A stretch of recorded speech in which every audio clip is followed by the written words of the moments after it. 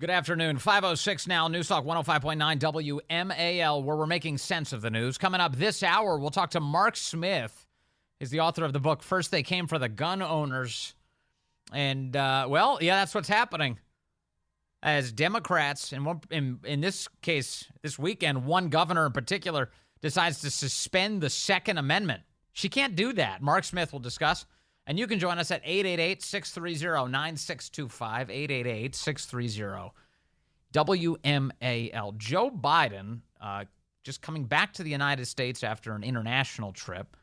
He's, of course, not visiting East Palestine, Ohio still. He said he couldn't visit East Palestine because they reminded him he had to go on an international trip last week. And he went on this international trip, and let's just say he performed about as you'd expect. Not well. Not well. He looked old. He was incapable of doing the job.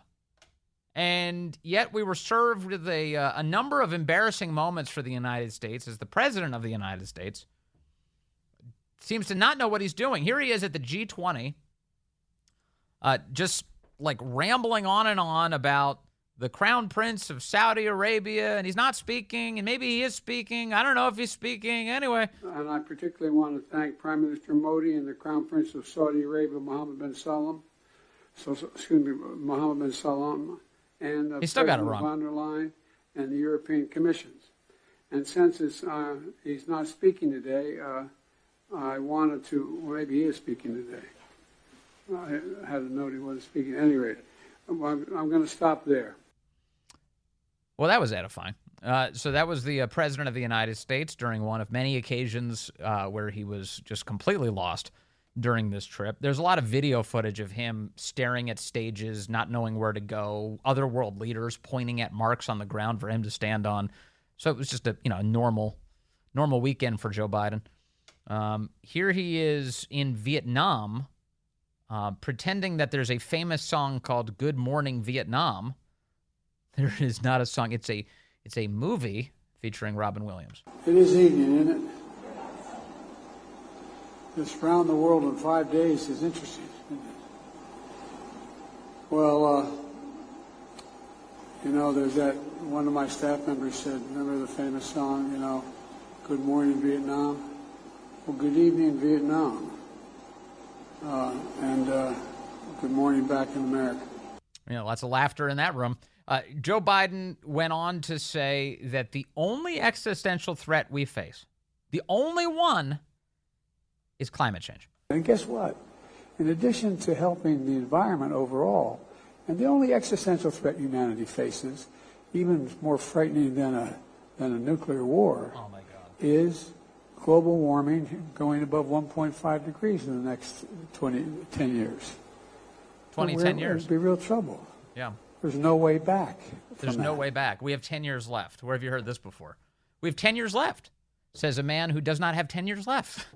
He's telling the rest of us we have to quickly give him power. Biden. He also did a press conference, if you can call it that, in Vietnam. He was given a list. Now I will take your questions. Let me see. They told me they gave me 5 people here. Nandita of Reuters. Hi. Thank you for taking my question. Yeah, I had no idea you were going to call on me. What a surprise. Thank you for calling on me. Yeah, the whole thing. She knew she was getting the tap. It's going to be you. I know. And you're going to ask this. I know.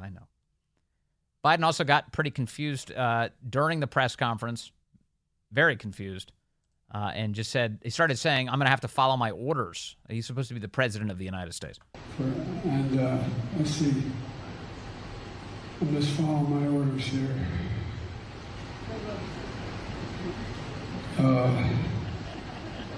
Staff, is there anybody haven't spoken? I ain't calling on you. I'm calling. I said I have 5 questions. Anita, BOA. Let's see. Oh my gosh, what a disaster.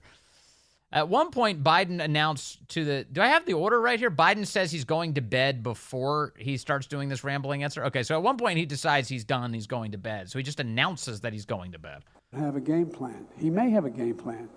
He just hasn't shared it with me. But I tell you what, I don't know about you, but I'm going to go to bed. What is happening? Then there was this moment, which is, bizarre. Joe Biden was rambling mid-sentence, and his staff decided to just stop him from talking. Now, there's nothing typical about this at all. You don't interrupt the president of the United States to tell him to shut up and go to bed. That's not how this works usually. All right, we're done. Wait a second. He's in the middle of supposedly answering a question. Here's Joe, and I should point out that the staffer involved here, we didn't know until a little bit later, is Karine. It's Karine Jean-Pierre who intercepts this. We talked about at the conference overall. We talked about stability. We talked about making sure that the third world. You're not allowed to say that anymore on the left. You can't say the third world. They now use the phrase the global south to reference the third world. And even that, he screws up. That the third world, the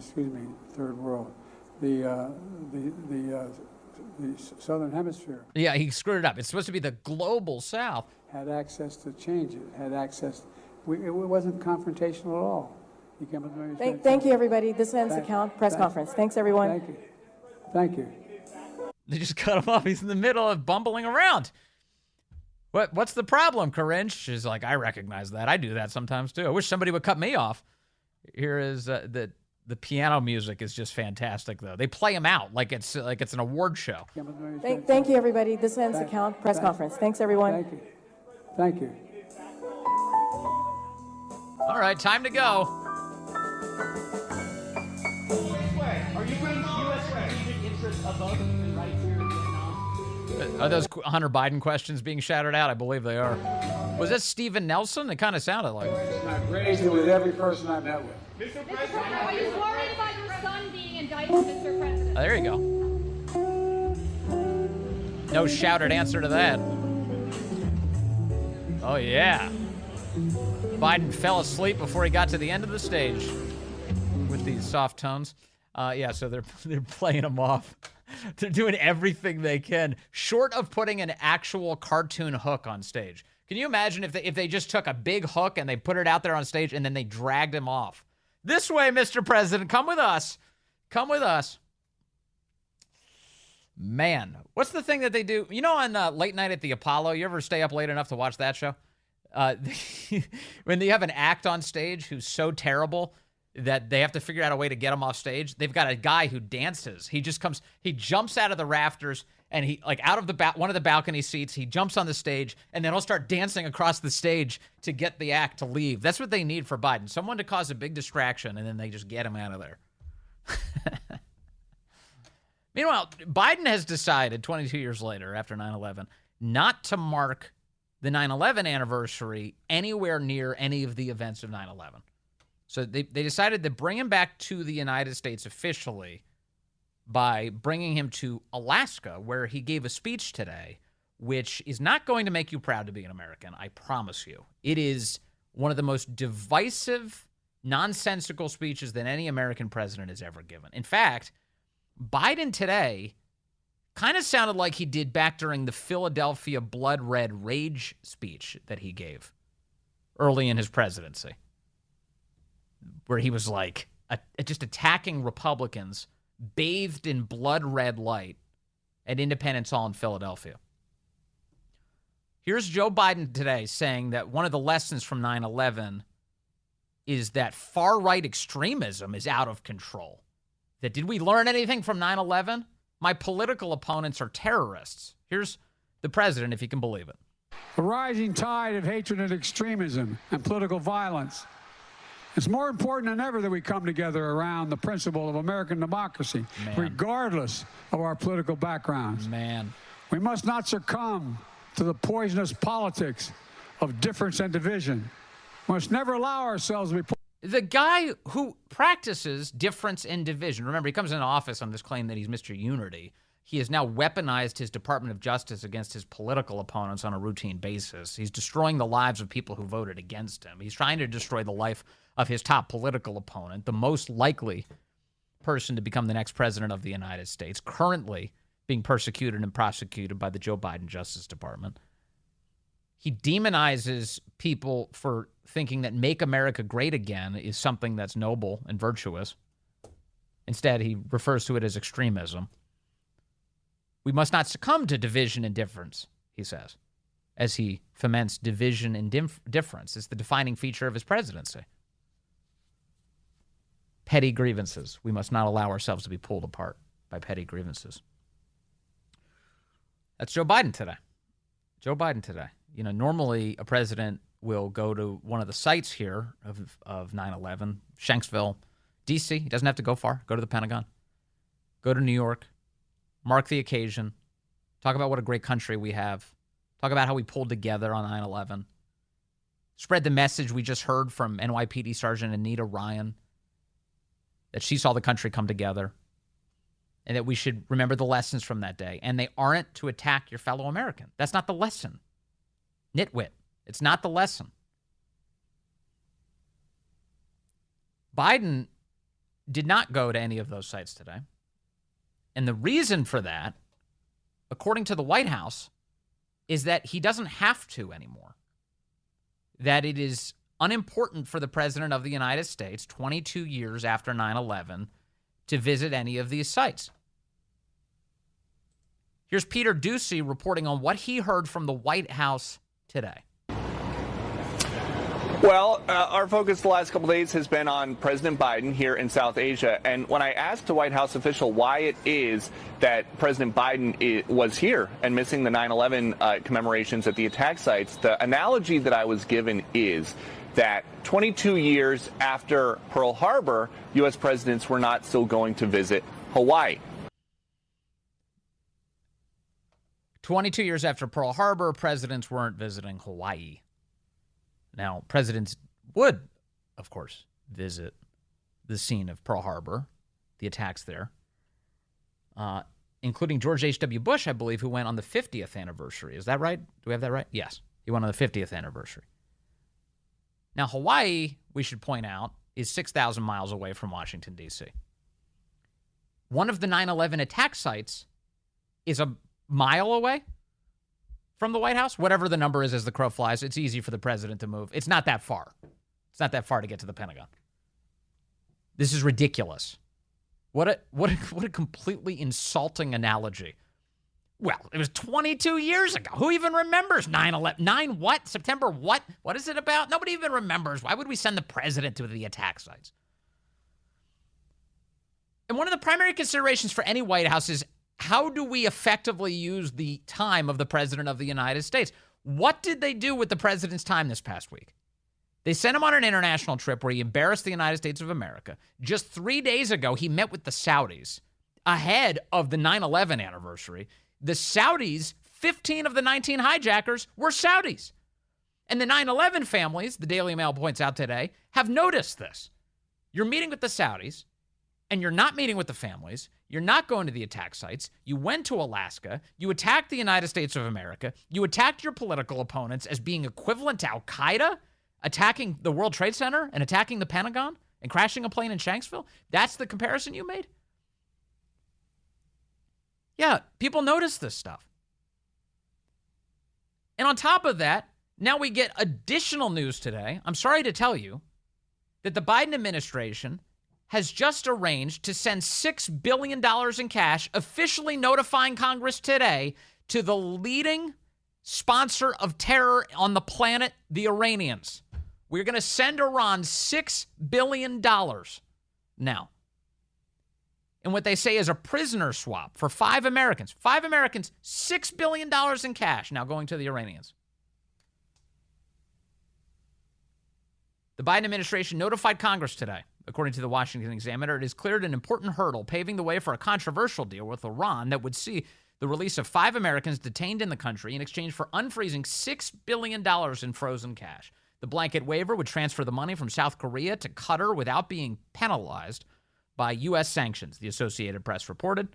Secretary of State Antony Blinken signed off on the waiver, which will likely draw rebuke from Republicans and other critics who claim the deal would help stabilize Iran's economy and could lead to heightened threats against U.S. troops and allies in the Middle East. Yeah, so they chose 9/11 to announce this. Hey, Congress, We're sending $6 billion in cash to a terrorist regime. Today, of all days. You'd think they look at the calendar once or twice. 5:21 now. Well, let's take a phone call. Peggy calling from Olney now on line 4. Peggy, good afternoon. You're on the Vince Coglianese Show. Hey, Vince, I've talked to you before. I'm actually formerly of Olney. I'm down in the Carolinas now, but listen to you online. Got it. Cool. I think we've talked. My son was a Marine, did a couple tours in Iraq.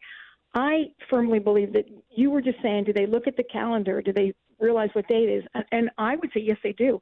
I think they do this stuff on purpose. I think it's in your face. I really do. Think about, Benghazi. Didn't they give money to Iraq one other time that was another anniversary? Didn't Obama do that? I really think the Iranians, they put pallets of cash in their hands. Yes. Yes. Yeah. And I don't have any evidence, but I think they do it on purpose. I mean, he doesn't show up for, it's a disgrace. Doesn't even show up for any, 9/11 ceremony. And the idea that I'm sure generals did for many decades sure. And also the Hawaii. excuse is unbelievably offensive. They were like, well, 22 years later, people weren't going to Pearl Harbor that often. Why would we keep doing 9/11? What kind of excuse is that, other than to just be a complete insult to the American public who expects the president to actually reverently reflect on this day? And when you consider what Anita, who's awesome, great interview, she's not even getting the compensation. My son hasn't gotten his full compensation. These people who went and fought this, war on terror, it's unbelievably insulting. And I do think it's deliberate. There's no reason they couldn't give, if you can give so many billion to Ukraine and so many billion to Iran, you can set aside $1 billion for the first responders and the vets who are trying to keep us free. Well, that's exactly right. That's exactly right. No, you're right. I'm being too nice to them. It's too many coincidences here not to say, man, they're really trying to rub something in our face, aren't they? Peggy, thank you very much. Really appreciate the call and the listenership from the Carolinas. Stay with us. I've got to talk about the left's efforts to trample our liberties in another way. They want to suspend the Second Amendment. They've decided the Bill of Rights is just getting in the way of their quest for power. The New Mexico governor saying that the Second Amendment is now suspended. The way that New Mexicans are reacting to this will make your heart swell with pride. And we'll get some analysis from Mark Smith, the author of First They Came for the Gun Owners. Stay with us. Good afternoon to you. It is 5:36 here, News Talk 105.9 WMAL, where we are making sense of the news. You can join us today, 888-630-9625, 888-630-WMAL. There is a Democrat who is the governor of New Mexico by the name of Michelle Grisham, and she announced on Friday what she's referring to as a new public health order, And you see, this is just like during COVID. Public health orders involve suspending the Bill of Rights. I don't know what that has to do with public health. She's banning carrying firearms entirely in Albuquerque. The order to remain in effect for 30 days. And it means that civilians, law-abiding American citizens, are banned from carrying firearms either openly or concealed, regardless of whether any individual gun owner has a permit to carry. The public health decree, the Daily Caller reports, applies to Albuquerque, the state's largest city, and Bernalillo County, according to the Santa Fe New Mexican. No person other than a law enforcement officer or licensed security officer shall possess a firearm, either openly or concealed. So you see that the state, the only people allowed to have a gun. Everybody else, no, not allowed. She's just making it up. She's suspending the Second Amendment entirely. Here's a question from a reporter on this over the weekend. This order basically says, stop stalling out, and to your point, just arrest everyone. Well, I also have to have the ability, I can't arrest everyone. There are literally too many people to arrest. It's just logistically so difficult. This would allow us, If someone's got a concealed carry permit in Albuquerque walking down a public street, they're not going to get arrested. I can make the point that maybe they should be. And this is the point. I'm willing to do anything and everything. She wants to arrest concealed carry permit holders. Within a shred of evidence-based effort. I barely need any evidence. I will use any pretext to place my own citizens under arrest. The purpose is to try to create a cooling off period while we figure out how we can better address public safety and gun violence. We're just gonna temporarily suspend the Constitution so we can come together and come up with a solution to, quote, gun violence. It should horrify every American and every New Mexican that so many young people and so many individuals with no training, with reckless criminal behaviors, are openly carrying firearms in our communities. I'm horrified. Yeah, you're horrified. And so the trick is to only allow the criminals to carry firearms and then force other law-abiding citizens to turn over their Second Amendment rights. No constitutional right, in my view, including my oath, is intended to be absolute. Who does she sound like, by the way, when she says that? Who does she sound like? That's right, Joe Biden. There are restrictions on free speech. There are restrictions on my freedoms. In this emergency, this 11-year-old and all these parents who have lost all these children, they deserve my attention to have the debate about whether or not in an emergency we can create a safer environment. All right, for more on this, I want to bring in a gun expert. His name is Mark Smith. He's the host of the Four Boxes Diner YouTube channel, and he's the author of the book, First They Came for the Gun Owners. Mark, good to have you back with us, sir. Thank you. Thanks for having me on, Vince. They're saying it out loud now, Mark. It's time to suspend the Constitution. What do you think? Well, obviously, this is absurd. This act by the governor is blatantly unconstitutional. Not only does it clearly violate the text of the Second Amendment that says you have the right to bear arms, which means you have the right to carry arms, it actually thumbs her nose at the United States Supreme Court's precedent of NYSERPA versus Bruin, which specifically, Vince, said unequivocally you have a right to carry a gun outside the home for all lawful purposes, including self-defense.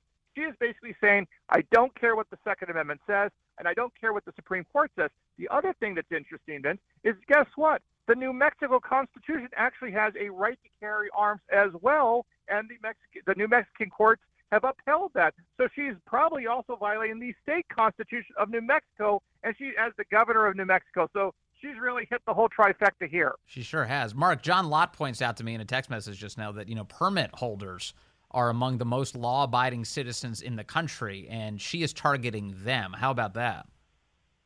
Well, that's 100% true, that if you look at the data, and John Lott is excellent on this, I believe if you look at the data, you actually find that concealed carry permit holders are statistically more law-abiding than even police officers, believe it or not. The bottom line, though, is that exactly right now, during the founding of this country, there was a famous Italian criminologist named Cesare Beccaria. It was so important that both Thomas Jefferson and John Adams, two of our most important founders, talked about, wrote about, and loved. And the reason why this is important is Beccaria highly influenced the founding fathers in the following way. He wrote this highly influential tract that says that gun control helps the criminals more than the law-abiding because armed citizens are much harder to attack than, of course, unarmed citizens.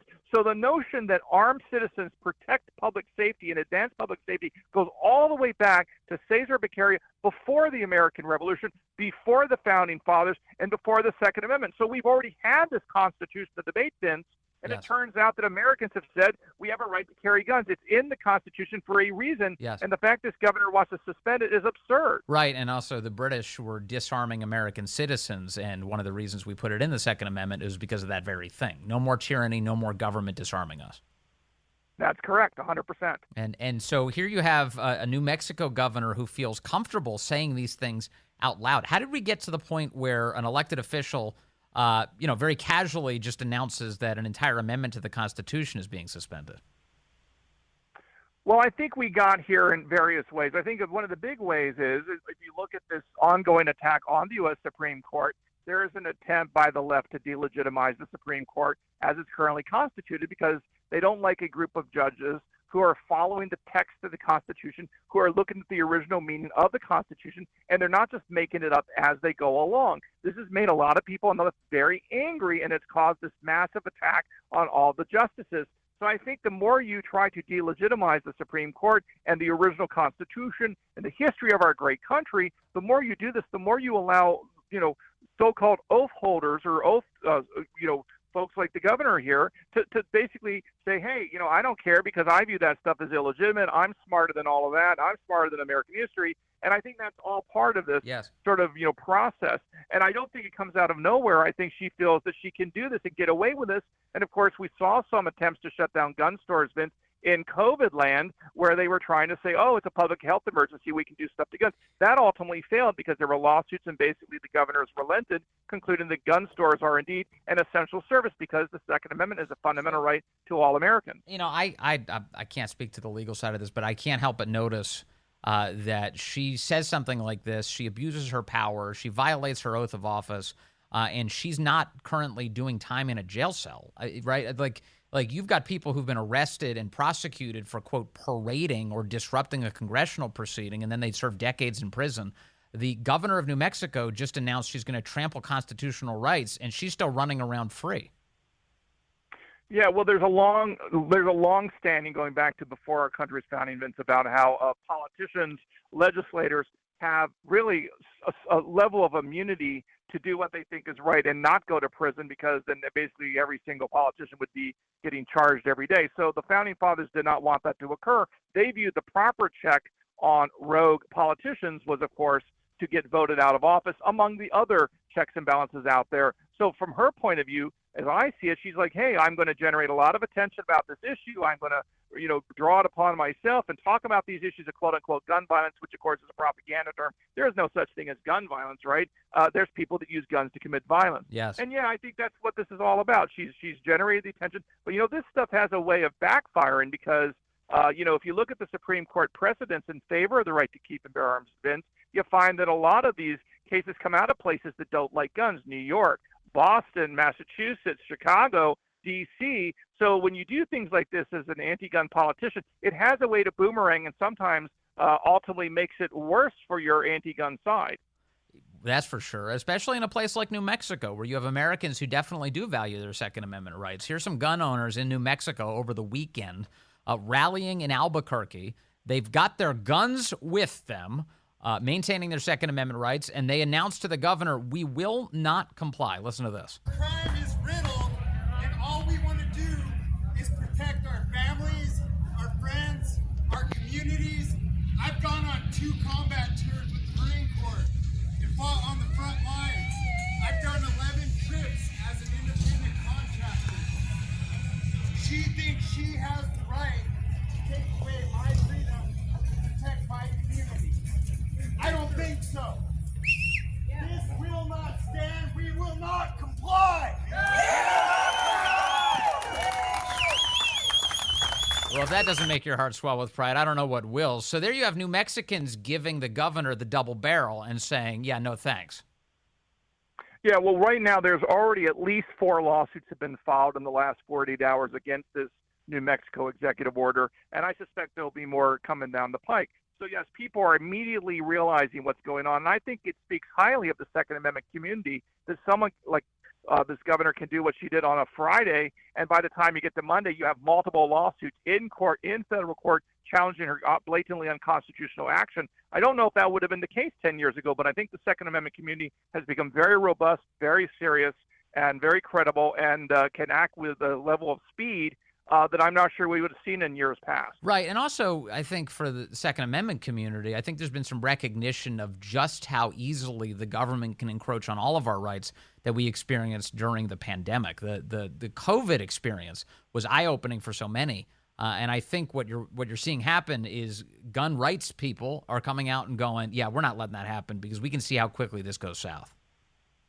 I think it goes beyond even gun rights, Vince. I think it goes back to Americans have now really understood that our government, at the end of the day, may not be able to protect us. They're not protecting us from, open borders in the South. They didn't protect us from COVID. Right. I mean, it came here. They did not protect us from the crime we're seeing on the streets in places like New York City and Chicago. So I think people read the paper. They're getting educated. They're saying, look, yes, we may support government, but the reality is even if government tries, they're often going to show up too late, which is why I like to say on my channel, The Four Boxes Diner, Yeah. you are your own first responder. Even if the police work hard and try to get there in time, frankly, as the old saying goes, when seconds count, police are minutes away. Right. I think that is a truism. Even if you have great police officers, I mean, most police officers are great, but the reality is on the ground, they're just not going to get there in time. They're not going to be able to protect us. Americans have figured out that government, even if it's earnest, is not going to be able to protect us much of the time, and you got to take steps to protect yourself. Right. That's the only way to do it. Our founding fathers understood this, and they set up a system that helps protect that right to protect ourselves. And Mark Smith, sometimes it's not even just that they're failing to protect us, it's that they've actively accelerated the harm. So in COVID, there's plenty of evidence that the government actually funded the very lab where COVID seems to have come from. So that didn't really help us, did it? And then meanwhile, when it comes to violence in our cities and around our country, a lot of these Democrat politicians are actually making it worse by refusing to prosecute violent criminals and hold them accountable, thus encouraging the very crime that's causing so much damage to our communities. So it's unfortunate. It goes beyond even the ability to protect us. It seems like they're almost involved in harming us.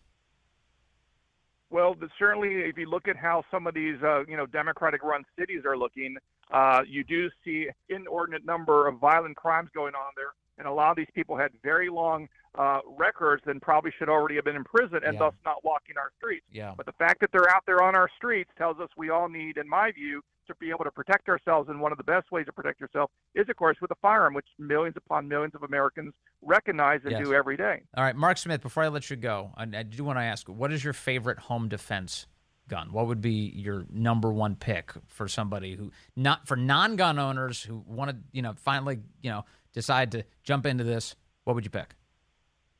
Well, if we're talking about non-gun owners, I recommend revolvers because the odds of them jamming in a time of stress is very limited.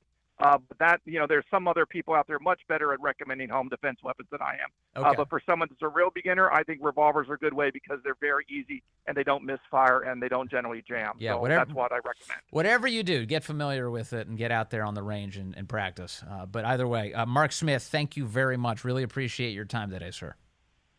Thank you, sir. Mark Appreciate Smith, it. the host of the Four Boxes Diner YouTube channel and the author of the book, First They Came for the Gun Owners. Right now, it's 5:50.